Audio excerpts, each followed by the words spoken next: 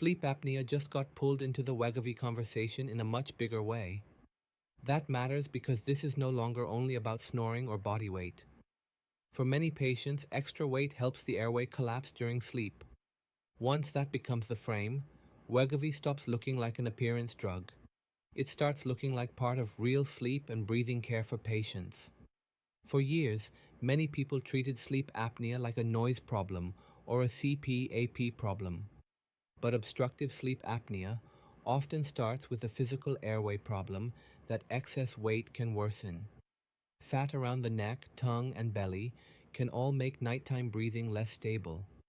That is why this topic suddenly feels bigger. Weight loss is not just changing appearance here, it can change how easily the throat closes during sleep. That can change disease severity, blood pressure strain, and daytime exhaustion too. I'm Dr. Kim, a licensed physician. This is not medical advice. Consult your doctor. The first thing to know is that Wegovy, Semaglutide, does not currently have an FDA approval to treat obstructive sleep apnea. Zepbound, Tirzepatide, does. That approval happened in December 2024. It changed how doctors, insurers, and patients look at the whole obesity drug category. That changed how people think about drugs like Wegovy, from appearance drugs to medical treatment tools. Once one obesity drug is officially recognized as part of sleep apnea treatment, the whole field changes. People stop seeing these medicines as weight loss tools used only for appearance. They start seeing them as tools that can improve a real medical condition. Obstructive sleep apnea happens when the upper airway partly or fully closes during sleep. Extra tissue around that airway makes collapse easier. Extra belly weight can also reduce how well the lungs expand, which can make the airway less stable at night. That gives the throat less support while you are asleep. When weight comes down in a meaningful way, that airway may become less likely to collapse. That does not cure every case.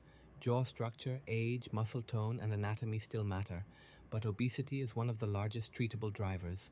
That is why weight loss drugs are now being discussed as part of sleep apnea care. Wegovy also became more important in 2024 because it gained FDA approval to lower the risk of certain serious heart problems.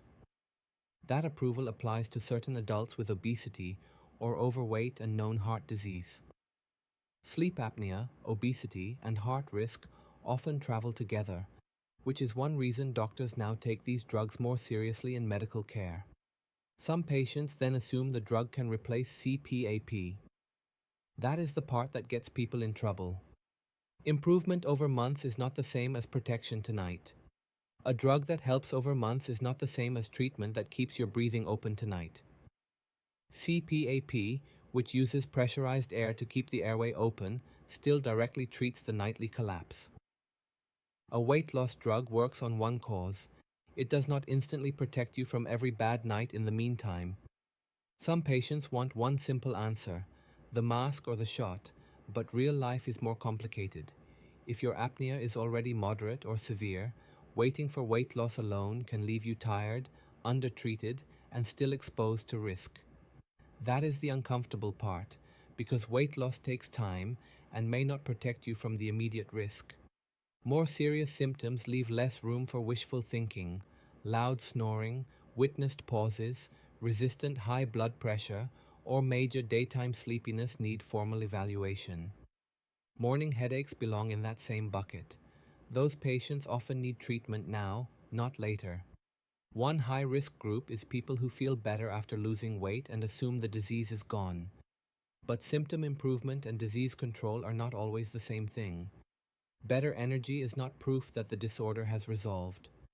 Dangerous breathing interruptions can still continue during sleep. That is why warning signs matter.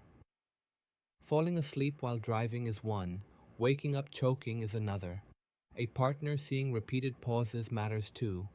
Those signs mean the condition may still be active even if the scale is moving in the right direction. Another warning sign is treatment drift. People start the medication, feel hopeful, then quietly stop using CPAP before anyone reassesses the sleep apnea. That is not a strategy. That replaces one guess with another, and can delay the treatment the patient actually needs. The real question is whether the patient is getting proper follow-up and repeat testing. Sleep apnea is a breathing disorder that can be tested. Big treatment decisions should follow symptoms, follow-up visits, and sleep study results or CPAP results, not optimism alone. If you are on Wegovy and think you may have sleep apnea, the next move is not to self-diagnose from snoring clips online. It is to bring the symptoms to a clinician and ask whether a sleep study makes sense. If you already have sleep apnea, ask whether current treatment is still enough. Ask whether reassessment is needed as weight changes. If you already use CPAP, Wegovy may still matter a lot. It may reduce body weight enough to lessen disease severity over time. But the right takeaway is not that you can quit the mask soon. The better takeaway is that Wegovy may help, but treatment should not change without proof. That proof may come from symptoms, CPAP data, or repeat sleep testing. Some patients improve enough to need a fresh plan. Others improve only partly. The point is that sleep apnea should be remeasured, not guessed about, when major weight change happens. That is when treatment changes should be considered, not when patients simply feel hopeful. Official approvals can change insurance coverage and treatment access. Insurers and health systems pay attention to official approvals and coverage rules. Once sleep apnea enters the obesity drug conversation in an official way, the framing changes. These medications are no longer seen as lifestyle products. They are used more as medicines for serious long-term health problems. Prevention belongs in the conversation too. Sleep apnea often gets discovered late because people blame stress, age, bad sleep, or burnout. Earlier treatment of obesity may lower the chance that airway collapse becomes as severe as it otherwise would. It may also reduce some added strain on blood pressure and heart health. Lifestyle still matters here. Alcohol near bedtime can worsen airway collapse in some people. Sedating medicines can do the same. Weight treatment is important, but it does not erase the value of sleep position, repeat checkups, and other basic ways to lower risk. Those still matter while the bigger plan is unfolding. That does not mean every tired person needs Wegovy, and it does not mean every snorer has sleep apnea. It means the threshold for taking the combination seriously should be lower. When excess weight, loud snoring, daytime fatigue, and rising blood pressure show up together, that pattern deserves real medical attention. Wegovy matters more in sleep apnea now because obesity treatment is no longer being treated like a cosmetic side issue. It is now part of real sleep medicine. That does not mean Wegovy itself won the sleep apnea approval, and it does not mean the drug replaces CPAP.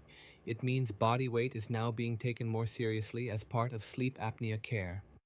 The clean takeaway is simple. If body weight changes enough to change the disease, then sleep apnea should be rechecked, not guessed about. Treatment should change through symptoms, follow-up, and testing, not optimism alone. Medicine simplified. That's what this channel does. If you want more, hit subscribe. This is not medical advice. Consult your doctor.